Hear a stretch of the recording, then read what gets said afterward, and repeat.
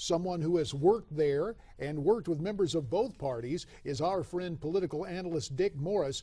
Dick joins us this morning from Philadelphia, where he is a talk show host for WPHT in the city of brotherly love. Now, Dick, this move by Martin O'Malley, what was it, just last week when Philly Mayor's Michael Nutter did much the same thing? What do you make of what is going on in these states and municipalities in terms of illegal immigration?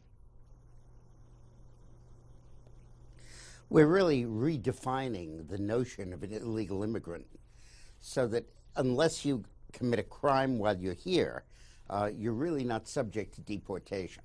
It's not enough to come here illegally. It's not enough to defy a deportation order and stay here illegally. You have to kill somebody in order to get deported. Now, Dick, this runs counter, and we've heard the White House was going to back off on this, but it's interesting. When you take the state I represented in Congress for a dozen years, Arizona passing Senate Bill 1070 and Governor Brewer signing the bill out in Phoenix, and then to have the Department of Justice and the Obama administration go to court to prevent Arizona from enforcing immigration law. Now you have the irony of big Democrat cities like Philadelphia and a major blue state like Maryland saying, you know what, we're going to back off on the laws, and that seems to be fine with both the DOJ and the current president. Yeah, the irony that Arizona was sued for enforcing the law, but these places are complimented for obstructing the law. This is part of a two-part offensive by this administration. The one part is to legitimize illegal immigrants who came to the United States and only deport those who commit violent crimes.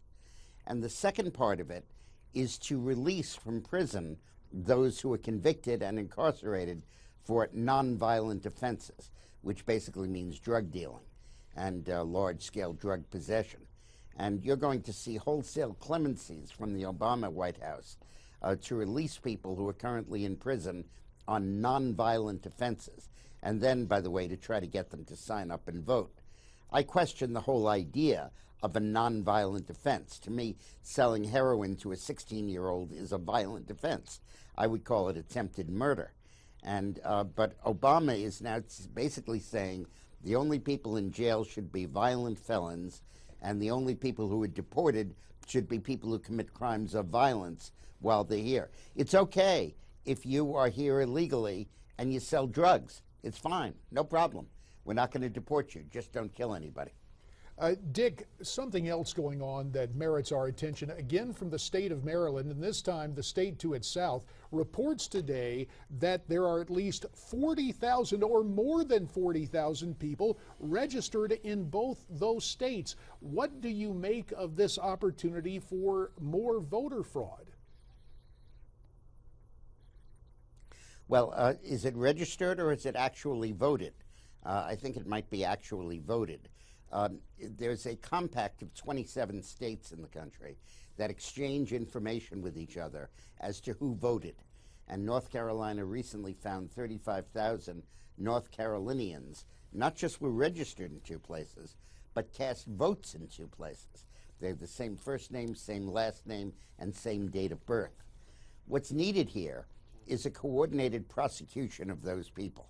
We need to get district attorneys, probably Republicans, one in Maryland and maybe in North Carolina, and the other in the other state in which they voted, to prosecute the person and to find out who gave you the ballot, who helped you with your transportation, who suggested the idea to you, so that we can get to the bottom of this. We are now proving massive voter fraud by actually establishing the fact of double voting. And now what we have to do is be more aggressive in prosecuting it.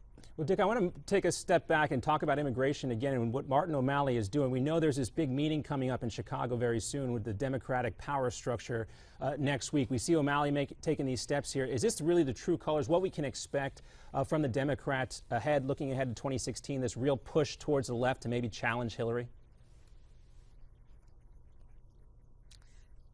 Well, I don't know about challenge Hillary. You need a candidate. And Elizabeth Warren, who probably is the best of them, seems very reluctant to run.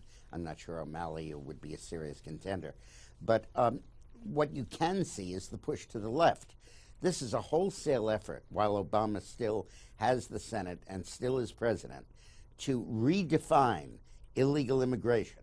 So you're mainstreaming the people that came here illegally, may have resisted deportation orders, may have committed crimes while they're here, but they're nonviolent crimes, theoretically, and to redefine those who should be incarcerated, essentially to release those who are not here, not in jail, on violent felonies.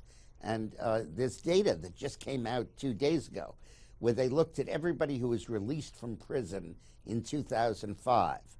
They found that a third of them were back in jail in 6 months. Half of them were back in jail in 1 year. 2/3 were back in jail in 3 years, and 3/4 were back in jail in 5 years. Now, many of these people were allegedly nonviolent, but come on. If you have a huge amount of drugs, you're probably selling it. And if you're selling it, you're probably violent. We just haven't caught you doing that yet. And sometimes we do, but it gets plea bargained down, and allegedly they're nonviolent even when there is violence in connection with the indictment. So this is totally phony, and it's all designed for one purpose: to manufacture additional votes for the Democratic Party.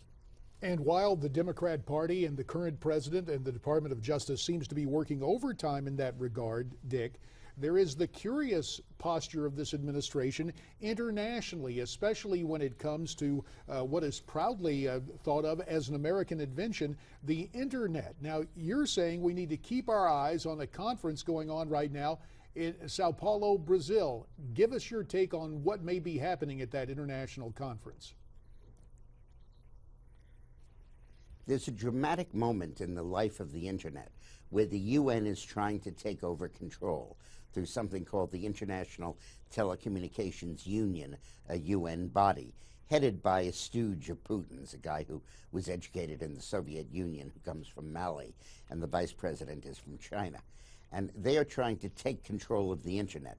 89 countries have signed a treaty giving them control of the internet, every authoritarian regime you could name, not including the US and Europe. But that's combining with the animosity against the NSA for eavesdropping on the internet and a feeling we got to get this out of the US, we can't trust it. So a conference is going on in Sao Paulo, and they're making a very fundamental decision that will affect all of us. They're setting up a 24-member committee, the International Stakeholders Committee, to organize the governance of the internet now that the Department of Commerce is severing its control of the internet by not renewing the contract. 12 of the 24 members represent governments. 12 are 3 are businessmen, 3 are academics, 3 are technicians, and 3 are from human rights organizations. But half of them are governments. And what that really means is we're entering an era of government control of the internet, which is a huge problem. It is a huge problem. Dick, we're going to leave that right there for the time being. We're going to ask you to stay with us because when we come back, more international focus. The former chairman of the House Committee on Intelligence, Pete Hoekstra, will join us to talk about what is transpiring around the world. And we, of course, ask for your input in terms of social media. Why don't you reach out to us via Twitter at NewsmaxTV, #America's Forum. We're coming right back.